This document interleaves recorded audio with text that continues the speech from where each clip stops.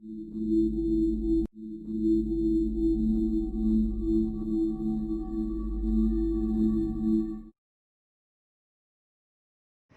students, I am Preeti Narwal. Welcome to my YouTube channel Learners Destination. As you know, हम exercise 5.1 पढ़ रहे थे। Exercise 5.1 के कुछ क्वेश्चंस हम डिस्कस कर चुके थे। आज हम इसके लास्ट क्वेश्चन 33 एंड 34 की बात करेंगे। एज यू नो, जो हमारी एक्सरसाइज थी वो तो किसके ऊपर बेस्ड थी? लिमिट और कॉन्टिन्यूटी के ऊपर बेस्ड थी। तो यहाँ पर भी जो हमारा क्वेश्चन नंबर 33 है वो क्या गिवन है? Examine that sine modulus x is a continuous function और नॉट। हमें एग्जामिन करना है, मतलब चेक करना है। श्योरिटी के साथ नहीं दिया गया है कि अगर दिया जाता शो दैट मीन्स हमें प्रूव करना पड़ता है। यहाँ हमें चेक करना है कि क्या ये फंक्शन कॉन्टिन्यूअस है या नहीं है। आप इस तरीके से इस चीज को हिंट भी मान सकते हो। अगर आपको एग्जाम में क्वेश्चन दिया गया है प्रूव दैट और शो दैट मीन्स वो चीज 100% क्या है? कॉन्टिन्यूअस है।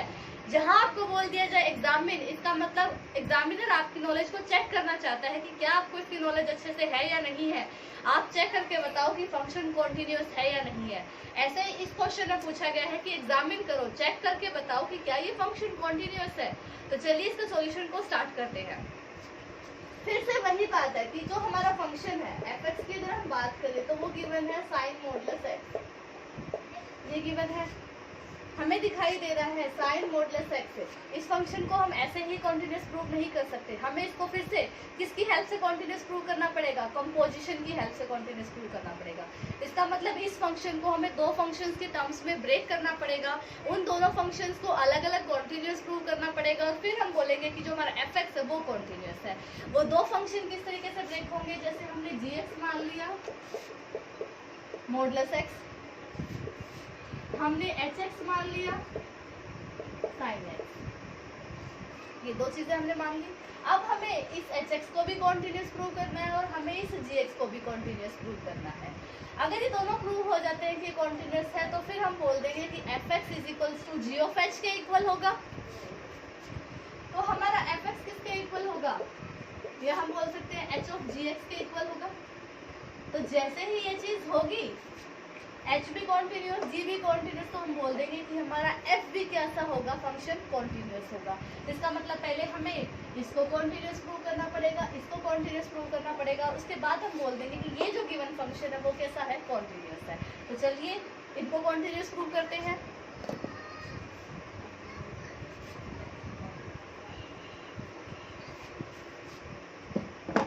हम gx की ही बात कर लेते हैं। सबसे पहले मॉडुलस फंक्शन है तो ऑब्वियस है कैसा होगा? इसकी वैल्यू हम इस तरीके से ब्रेक करते हैं माइनस एक्स। कब? अगर x क्या हो? Less than 0, x if x is greater than equal to 0। तो इसको हमें क्या प्रूव करना पड़ेगा? तीन केसेस लेकर क्या बनाना पड़ेगा? कॉन्टिन्यूअस चेक करना पड़ेगा। पहला केस क्या? लेस देन 0 के लिए, दूसरा केस इक्वल टू 0 के लिए और तीसरा केस ग्रेटर देन 0 के लिए।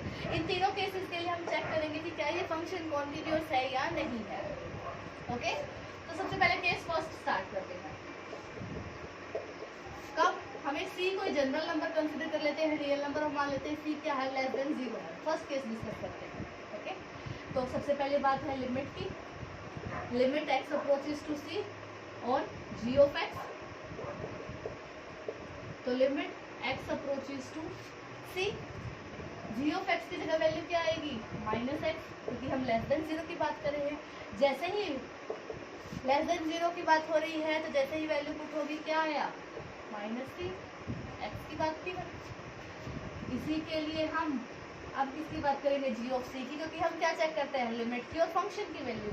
जैसे ही पुट किया डायरेक्ट इसी फंक्शन में पुट होगा तो वैल्यू आई माइनस सी। हमने देखा कि limit x approaches to c on g of x is equals to g of c के इक्वल आ गया। तो इसका मतलब क्या है? G x is a continuous function. G x कैसा हो गया? एक कॉन्टिन्यूअस फंक्शन हो गया। ओके, ये था फर्स्ट केस।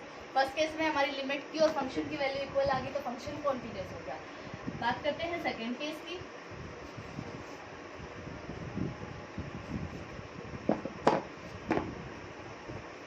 सेकंड में हम ले लेते हैं, मान लीजिए इक्वल टू 0। अब इक्वल टू 0 के लिए बात अगर हम करें तो लेस देन 0 के लिए अलग डिफाइन है, ग्रेटर देन 0 के लिए अलग डिफाइन है। इसका मतलब क्या चेक करनी पड़ेगी, लेफ्ट हैंड लिमिट भी चेक करनी पड़ेगी, राइट हैंड लिमिट भी चेक करनी पड़ेगी। और फिर अगर वो दोनों इक्वल आ जाती हैं तो फंक्शन की वैल्यू चेक करेंगे। वो तीनों इक्वल आनी चाहिए, तभी हम बोलेंगे कि फंक्शन पर्टिकुलर पॉइंट के लिए क्या है, कॉन्टिन्यूअस है। तो सबसे पहले लेफ्ट हैंड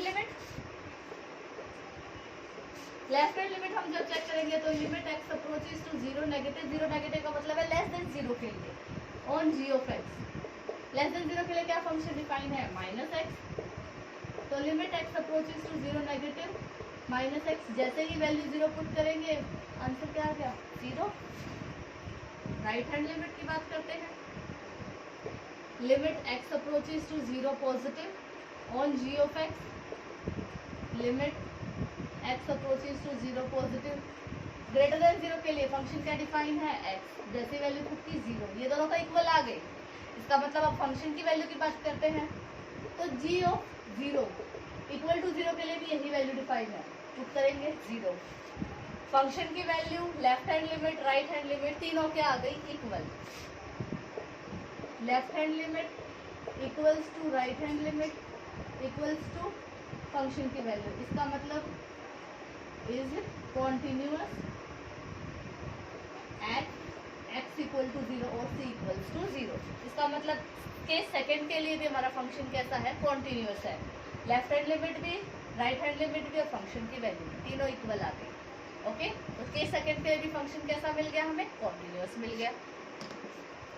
बात आती है केस थर्ड।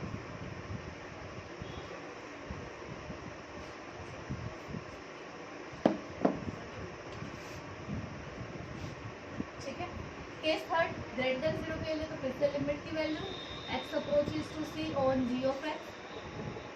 तो limit x approaches to c greater than 0 क्या वैल्यू डिफाइन है, x। जैसे वैल्यू पुट करेंगे c,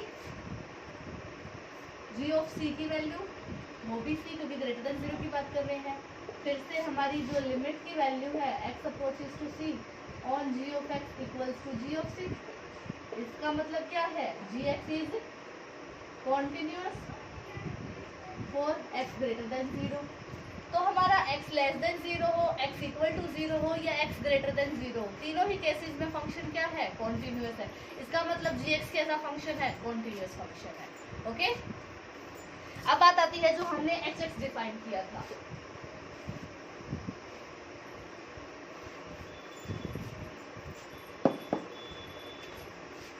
hx हमारा क्या डिफाइन था, साइन x।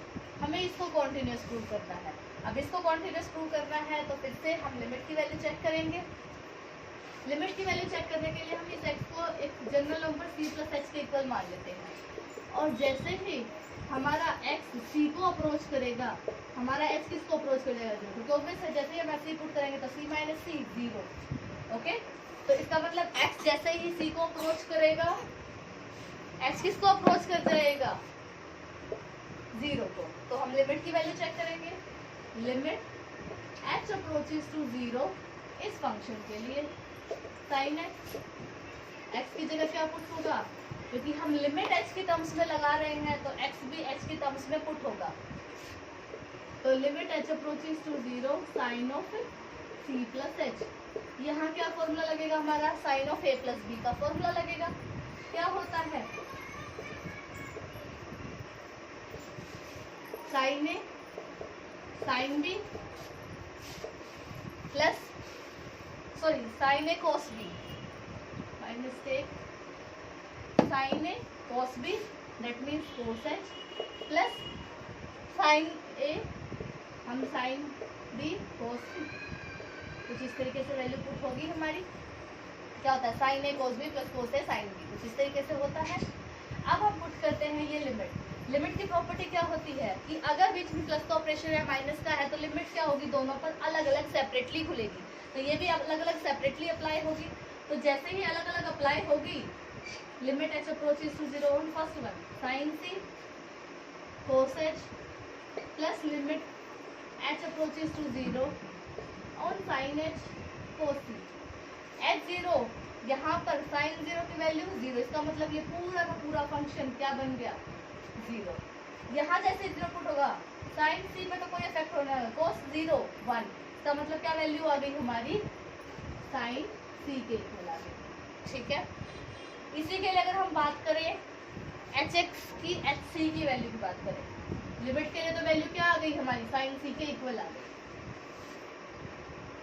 अगर अब हम बात करते हैं एच ऑफ सी की, एच ऑफ सी डायरेक्ट जैसे इनपुट होगा सी साइन सी, लिमिट की जो हमारी वैल्यू थी x approaches to c on sine x equals to h of c के इक्वल है। इसका मतलब क्या इम्प्लाई कर रहा है कि एच एक्स ए कॉन्टिन्यूअस फंक्शन, एच एक्स हमारा कॉन्टिन्यूअस आ गया, जी एक्स हमारा कॉन्टिन्यूअस आ गया, एफ एक्स हमारा क्या था, इनका कंपोजिशन फंक्शन था।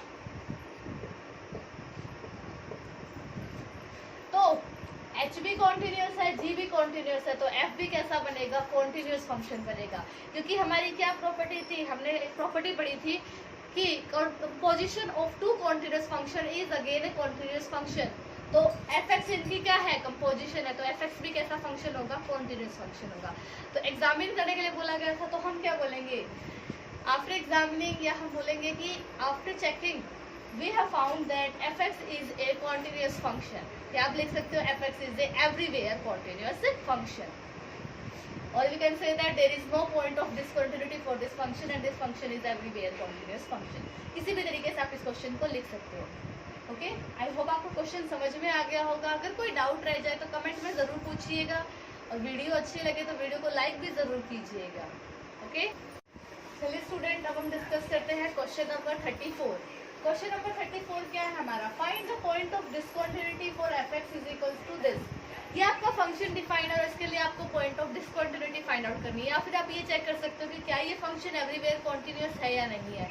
और अगर एवरीवेयर कॉन्टिन्यूअस नहीं है तो वो कौन कौन से पॉइंट या इंटरवल है जिसके लिए फंक्शन डिसकंटिन्यूअस है। तो फिर से वही मॉडुलस फंक्शन है, तो इसका मतलब क्या होगा, फंक्शन ब्रेक होगा और अलग अलग केसेस बनेंगे जिस पर हम चेक करेंगे। दूसरी बात, ये फंक्शन क्या है, दो फंक्शंस का कॉम्बिनेशन है। मान लीजिए इसको हम gx मान लेते हैं, इसको हम hx मान लेते हैं, इसका मतलब क्या है, fx किसके इक्वल है, gx माइनस hx के इक्वल है। fx हमारा gx माइनस hx के इक्वल है, तो हमें प्रूव करना पड़ेगा कि gx भी कॉन्टिन्यूअस होगा, hx भी कॉन्टिन्यूअस होगा, तो हमारा फंक्शन कैसा होगा, कॉन्टिन्यूअस। ये हमारा अलजेब्रा था कि अगर fx और gx हमारे दोनों कॉन्टिन्यूअस फंक्शन है तो उनका जो सब्ट्रैक्शन में होगा फंक्शन वो भी कैसा बनेगा, कॉन्टिन्यूअस बनेगा।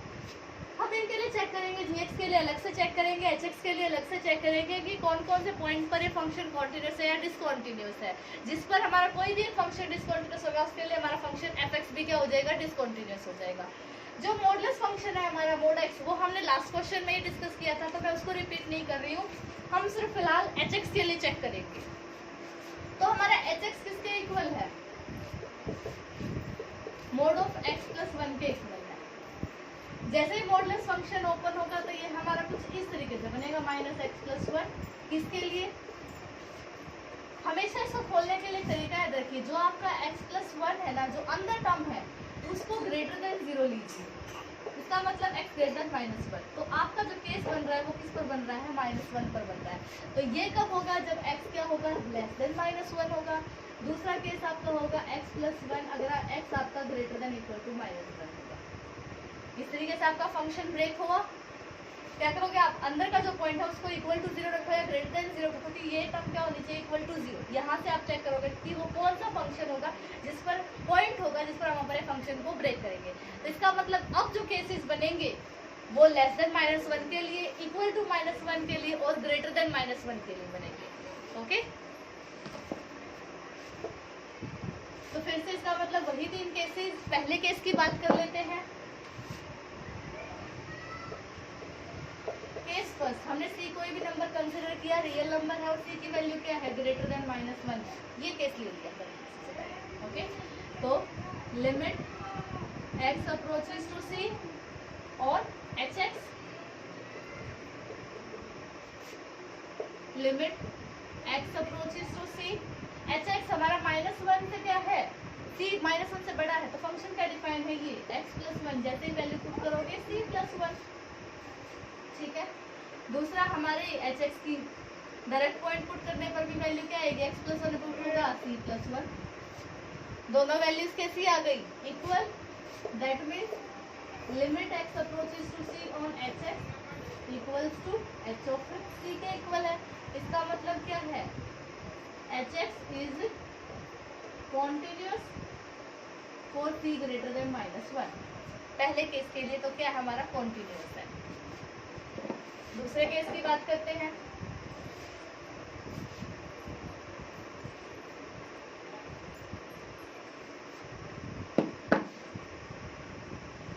केस सेकंड है c less than minus one. तो लिमिट की बात करते हैं। Limit x approaches to c on hx, minus one के लिए क्या डिफाइन है ये, तो limit x approaches to c minus x plus one, value define करते हैं क्या है, value minus c plus one. इसी तरीके से एच ऑफ सी की वैल्यू पुट करेंगे, माइनस वन के लिए कौन सा फंक्शन है, यही, तो minus c plus one. Function की वैल्यू और लिमिट की वैल्यू क्या आ गई फिर से same. That means limit x approaches to c on h x is equals to h of c के इक्वल है। इसका मतलब एच एक्स कैसा है, कॉन्टिन्यूअस है for c less than minus one. इसके लिए भी हमारा फंक्शन कैसा हो गया, कॉन्टिन्यूअस हो गया। अब बात आती है थर्ड केस की।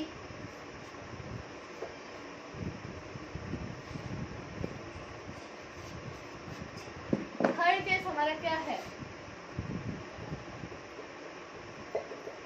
जब हमारे c की वैल्यू क्या होगी, माइनस वन के इक्वल होगी। अब c equal to minus one की बात करें तो लेस देन के लिए अलग डिफाइन है, ग्रेटर देन इसका मतलब लेफ्ट हैंड लिमिट भी चेक होगी, राइट हैंड लिमिट भी चेक होगी, फंक्शन की वैल्यू भी चेक होगी। कब, अगर दोनों लिमिट्स इक्वल आ जाती है। अगर लिमिट की वैल्यू इक्वल नहीं आई तो ऑब्वियस फंक्शन क्या हो जाएगा, इस पॉइंट के लिए डिसकंटीन्यूअस हो जाएगा। तो सबसे पहले लेफ्ट हैंड लिमिट चेक करते हैं। Limit x approaches to minus one negative on h of x, limit x approaches to minus one negative, क्या डिफाइन है, माइनस वन से छोटा, ये वैल्यू डिफाइन है, तो माइनस x प्लस वन। जैसे ही वैल्यू पुट करेंगे minus into minus one plus one, minus one plus one value is zero. Right hand limit की बात करें, limit x approaches to minus one plus h of x की बात करें तो limit x approaches to minus one plus minus one से बड़ी value क्या डिफाइन है, ये x प्लस वन। जैसे ही वैल्यू रखेंगे minus one plus one zero, दोनों वैल्यूज इक्वल आ गई, तो इसका मतलब अब फंक्शन की वैल्यू चेक करनी है।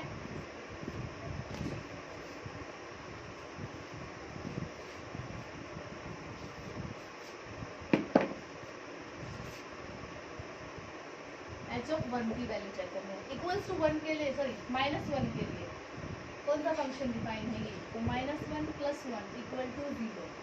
यहाँ से क्या वैल्यू निकलती है, left hand limit equals to right hand limit equals to h of minus one.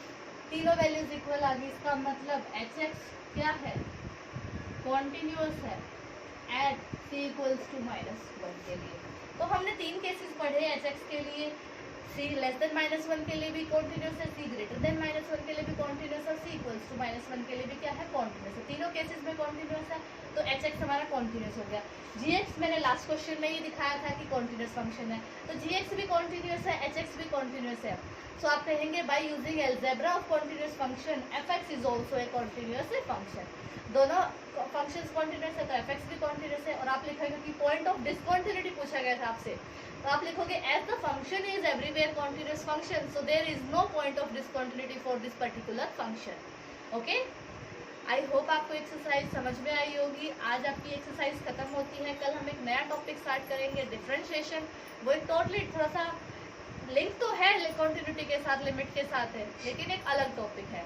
इस एक्सरसाइज को अच्छे से पढ़िएगा। अगर पिछली वीडियोस आपने नहीं देखी है तो पिछली वीडियोस को ज़रूर देखिएगा, और चैनल पर नए हैं तो चैनल को सब्सक्राइब कीजिए, बेल आइकन को दबाइए ताकि आपको टाइम टू टाइम ऐसी वीडियोस की नोटिफिकेशन मिलती रहे। तो अपने घर पर रहिए, सुरक्षित रहिए और अच्छे से पढ़ते रहिए। Thank you so much.